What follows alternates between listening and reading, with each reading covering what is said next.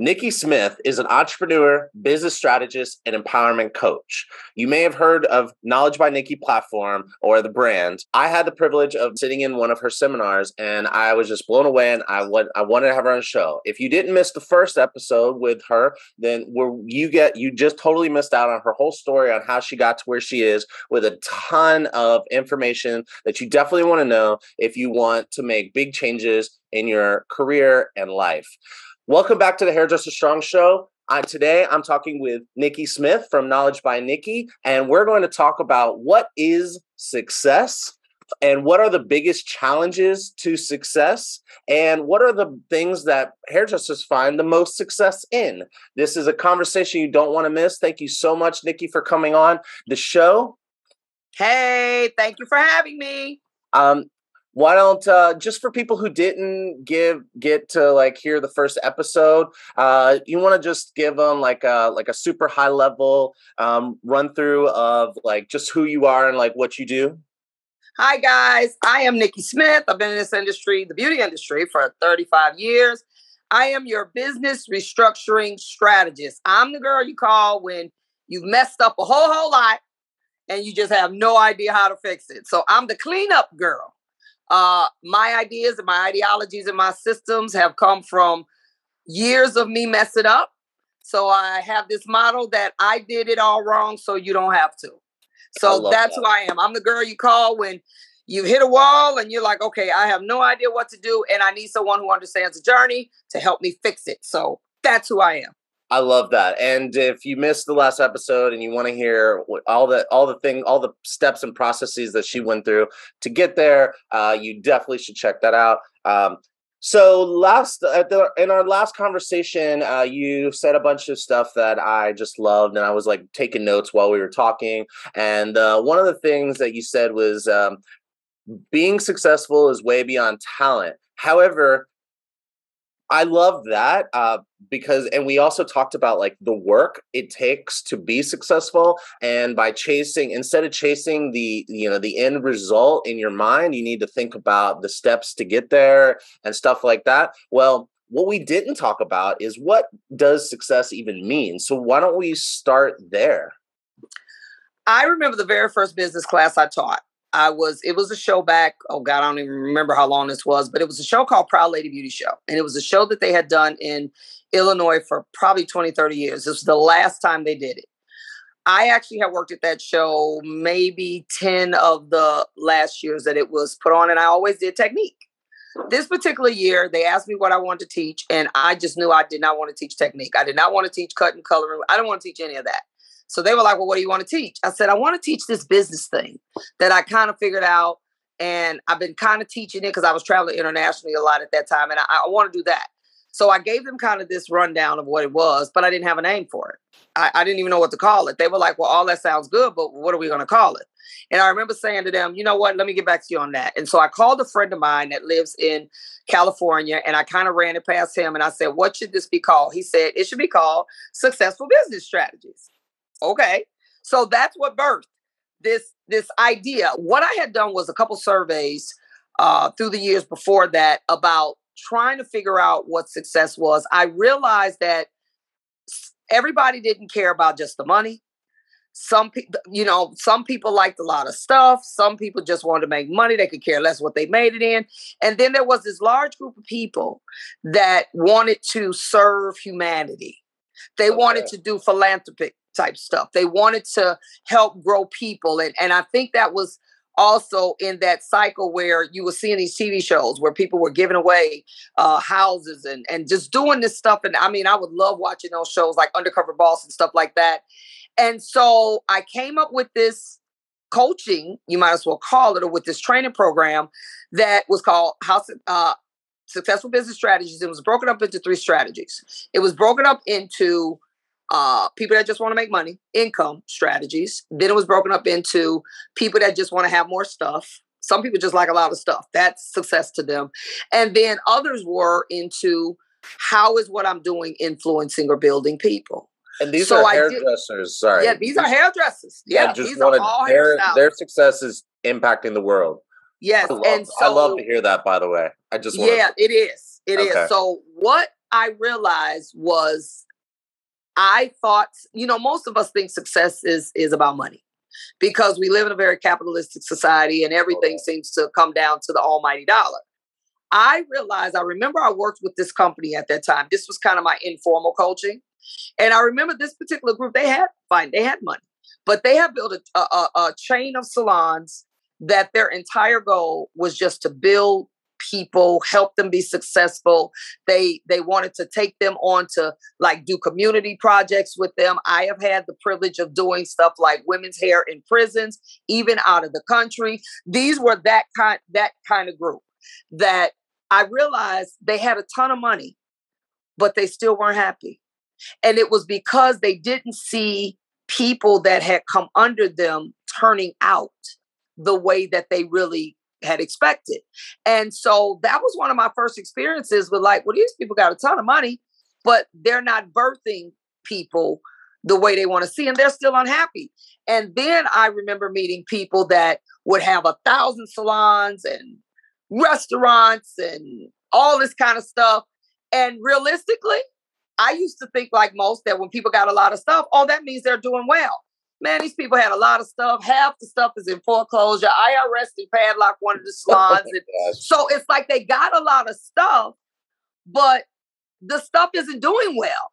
So that's when I realized just seeing people with a lot of stuff does not automatically mean that they're doing well, because unless the things are doing well that they have, but these people were still happy because they had a lot of stuff. They could say, I got 20 salons, I got, 10 restaurants, and that's what success looked like to them.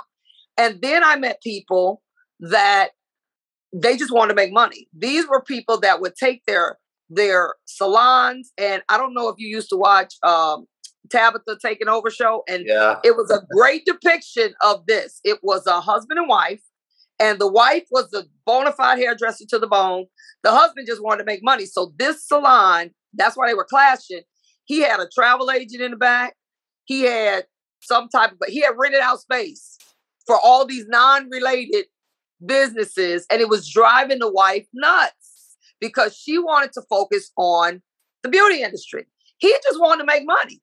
He didn't care. He like, look, we can rent this room out to somebody that needs an office if they do catering. They even had like a small attorney that did divorces. So you got this room so it made me understand that some people just want to make money. They don't really care if it's all under this umbrella.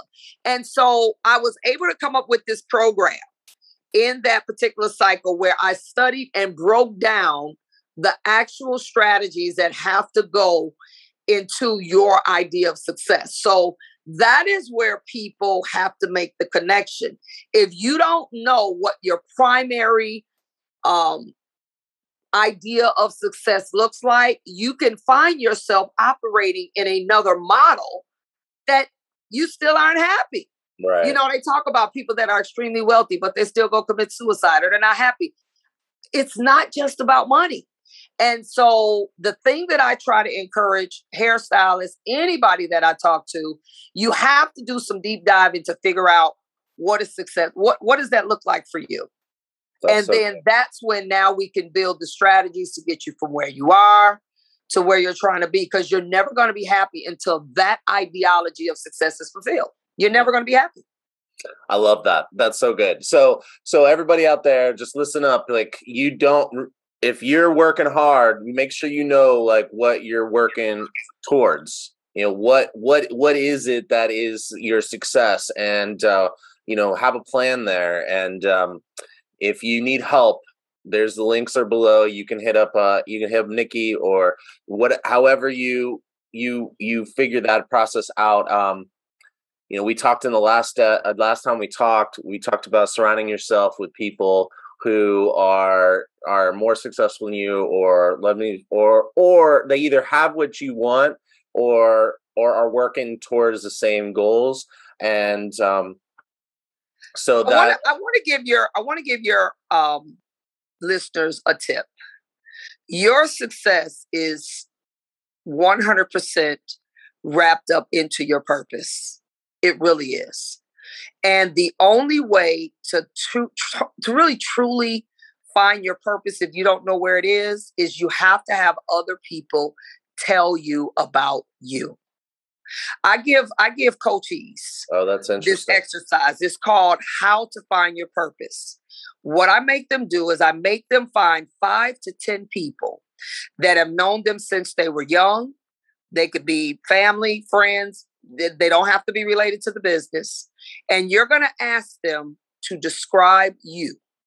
Ever since you were young, describe, when you think about me, what do you think? You've known me since I was a kid.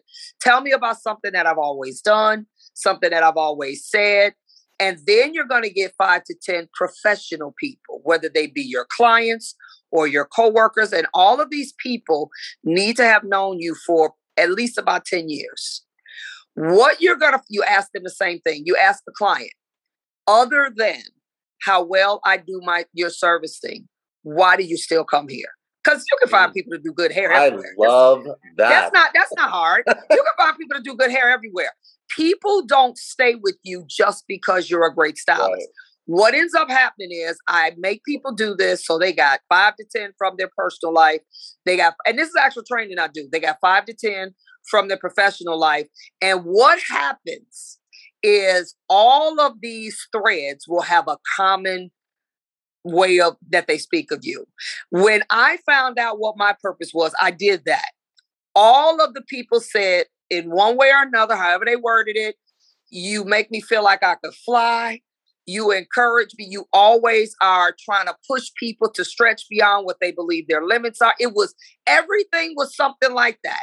They would say, when I come to your salon, I don't even really care about how well my hair is. I love the conversations we have. I feel so empowered when I leave there. It was all this kind of stuff.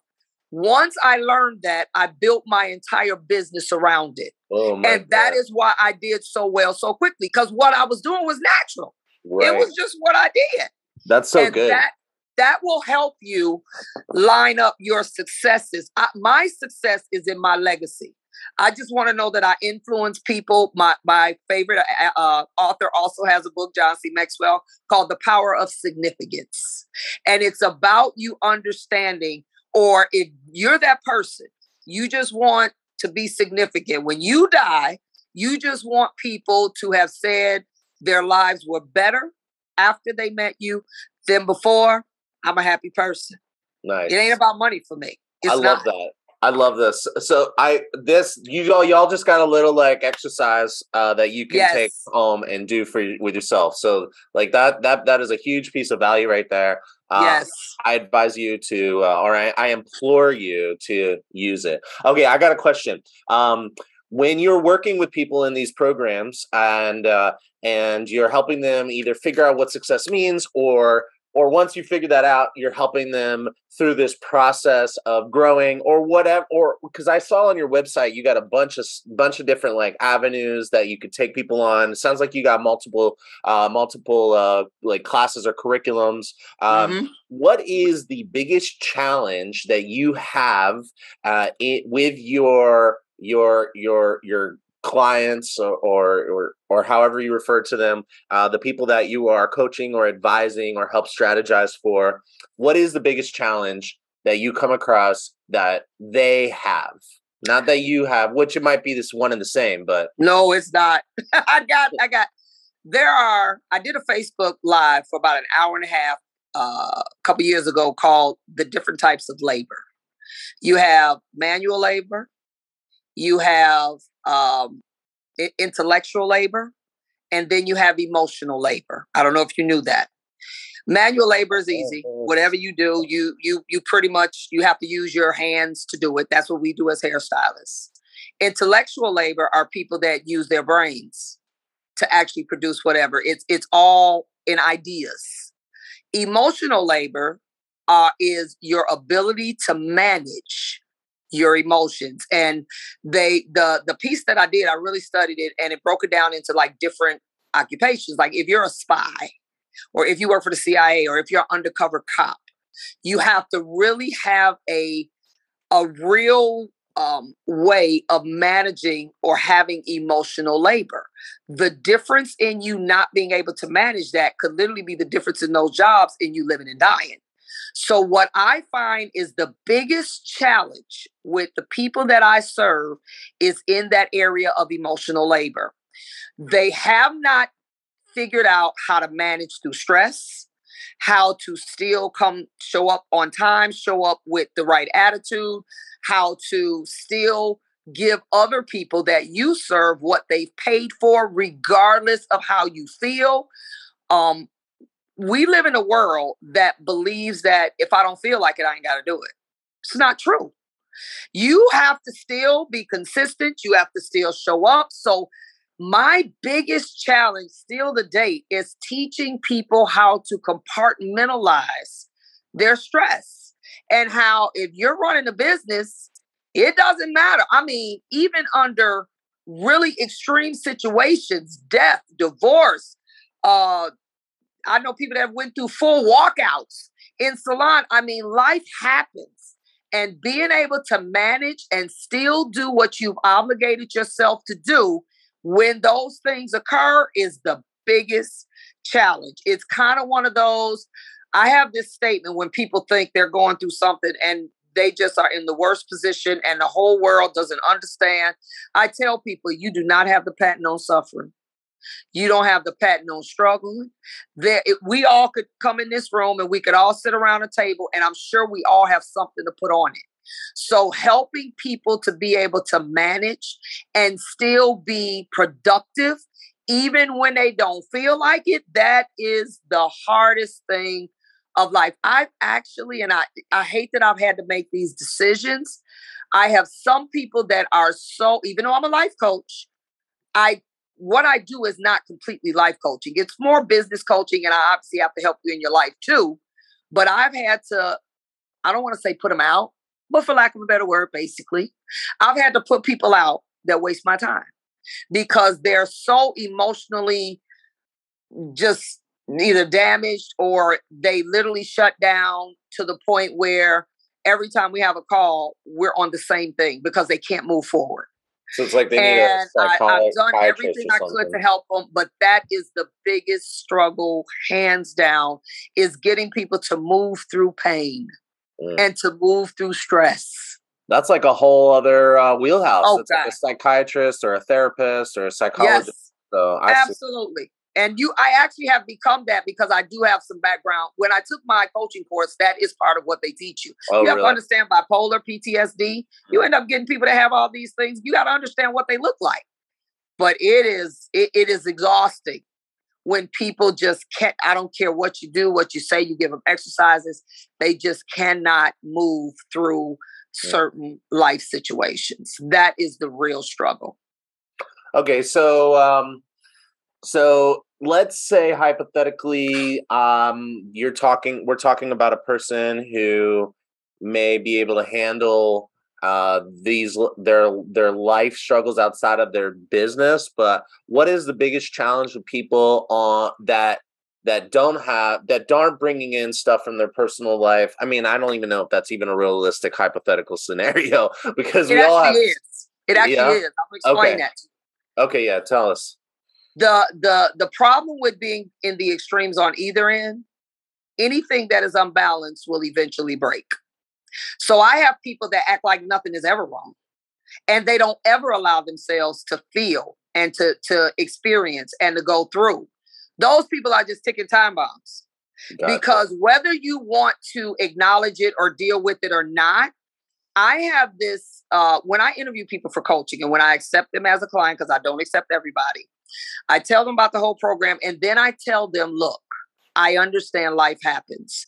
If you are having a moment where you got some real world stuff going on, I am perfectly okay with pushing pause. Meaning we may have a call where all we talk about in that call is what really is going on. You may just need a sounding board, a place to vent. But what we're not going to do is have that conversation like 6 weeks straight. So for those people that are not dealing with things that they really need to deal with, they can almost become as dangerous, and they will sabotage what we built because they're ignoring. You still got to deal with this stuff, but it's just not something, it's Tyler Perry when he was first doing his plays. And he would say a lot of times in his plays, it's okay to cry, just don't cry forever, just don't cry too long. And Joyce Myers would say, if God didn't want us to cry, he wouldn't have gave us tear ducts. So it's okay. But we just can't cry every time we talk. Right. And so I have those people, I've experienced them sabotaging what it is that we built because they're internalizing everything. I'm talking about, I got people where the kids have committed suicide and we need to push pause for a minute. And I let them know that's okay. Mm-hmm. I'm a realist. It's okay if we have to just talk this session. We don't even have to talk about business. But I got people, no. I'm just going to keep going. No, you're not. And so it's got to be a balance of doing what you got to do, regardless of how you feel, and also allowing yourself to grieve if that's what you need to do for a minute. You just can't grieve for I can't grieve with you for 6 months. Right. Is all I'm saying. So those people they can be just as destructive as the other ones that don't do anything. So I was not expecting you to say this, but I totally I can't even ask you. Like, I was thinking, okay, maybe I can ask another question if I was watching one of your videos and and you were saying how a challenge that you have with some of the people that you coach is that they don't do the things you tell them to do. Like, you give them steps. I was expecting you to say something like that, and then you totally said something that seems to come way before that. You know, if you can't get them in a right mental space, right? Everything else becomes, they'll do it, then they'll undo it. We'll fix it, and then they'll go sabotage it. Gotcha. And it's this, that is the biggest struggle, is getting them to manage their emotions. And managing it does not mean suppressing it. It doesn't mean cry every day, all day. It just means you got to manage it. Part of managing your emotions, though, is you have to become more self-aware. When people sign up for my coaching, one of the first tests I give them is called a self-awareness test. I need to know how you view you. Because some people are in denial. You think you're this, but you're not. And so a lot of that is done first, because a lot of that becomes very necessary for me to get the most out of them for the year that we're together. So what about, just to kind of switch gears a little bit, then what is the practice or topic or category that you see your clients who are, specifically talking about the hairdresser clients, where are they seeing the most success? Like, what seems to come easier than other things to where they can experience success? Easier for them to change, you mean? I guess what I'm trying to ask is, like, so if the biggest challenge, if hairdressers' biggest challenge, to achieving success is their mental health, state of mental health, and how they deal with their emotions and the things that are going on in their lives, then what area is the most successful in? Because if you have to coach people partially through life stuff, then that's like, like I said, I thought you were going to say something like more not so holistic in nature. Yes, which right. I love the holistic side of it. So on the other side, where are the areas of most success that you notice? Their money. Okay. Oh my God.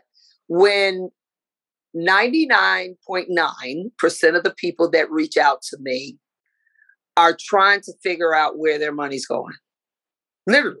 Okay. And because they're working like dogs and they're putting in the hours, and their inability to manage their finances causes a ripple effect in everything. And so I typically don't get rookies, I call it. My tribe and people that are drawn to me are people that have been in this thing for a while. Okay. And they're at that point where they want to become more serious about how they have the end in mind. right now. And they don't see any way that they can, I don't want to necessarily say retire, but just even shift gears. And so my group that seems to come to me is at that pinnacle point of how do I make all of this make sense? I'm working 17 hours. I'm making money. I don't know where it is. I don't know how to manage my home life. I don't know how to manage my business life. I don't know how to separate the two. I just literally am in this hamster wheel and I have no idea what to do next. The reason when they start coaching with me, after I do all these assessments, the first 3 months, all we deal with is their money. And it really is not about the money. Like tracking it, budgeting, like what I do like a forensic financial review.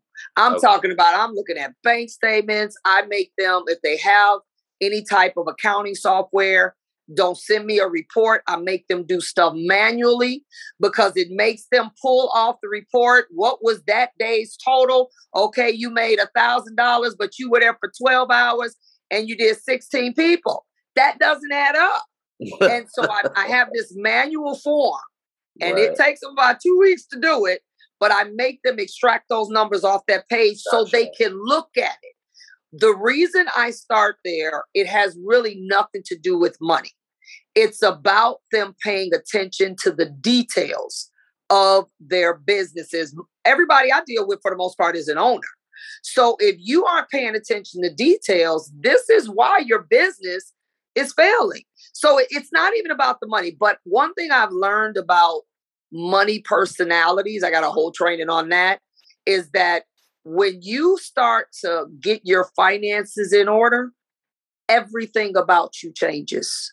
Everything, it changes the way you think. It changes the way you react. It changes the way, all those things we talked about, getting around different people, this, that, it organically changes all of that. So they first have to go through, I have this thing called the money trinity.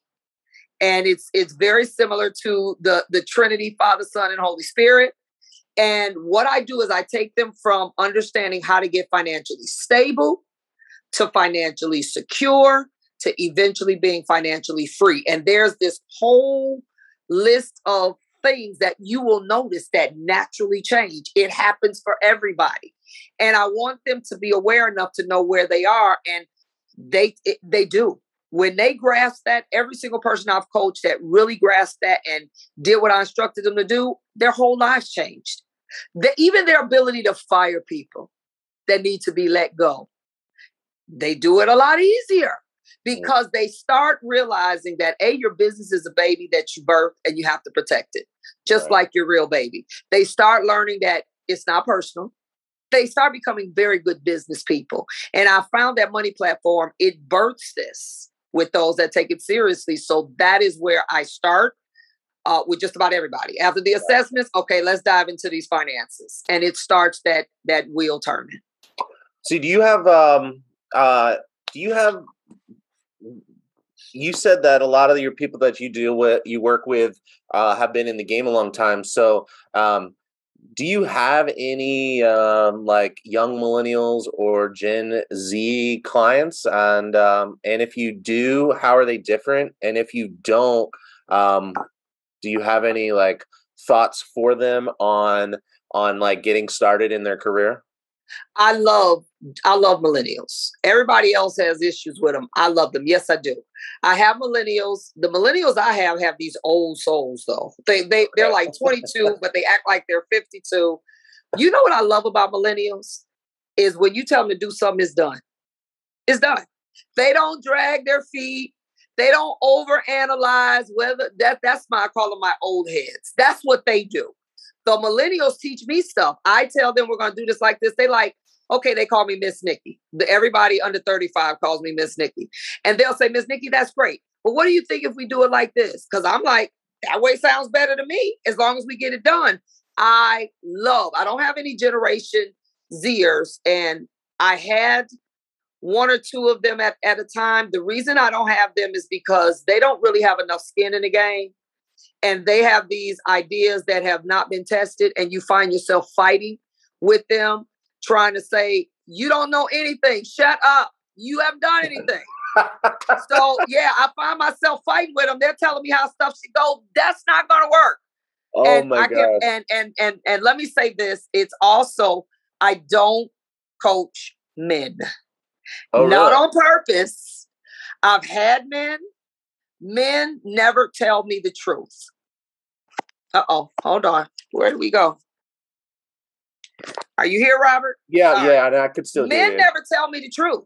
They never tell me the truth because they have a certain level of respect for me. They still see me as a girl. So men will give me half the story, and then I'll go full-fledged with helping them set up whatever it is.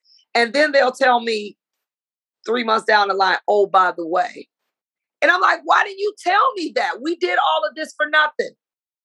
So men, men, I think, do better with men coaches. Interesting. Men to be coached by a woman, we're still just a woman to them. And I have coached men, several.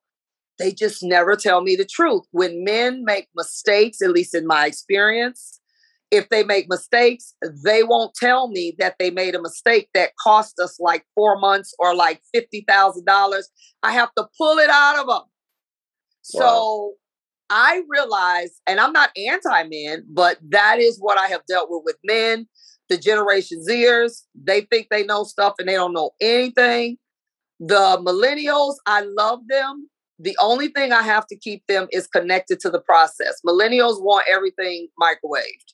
They want to be rich. They want to be rich tomorrow.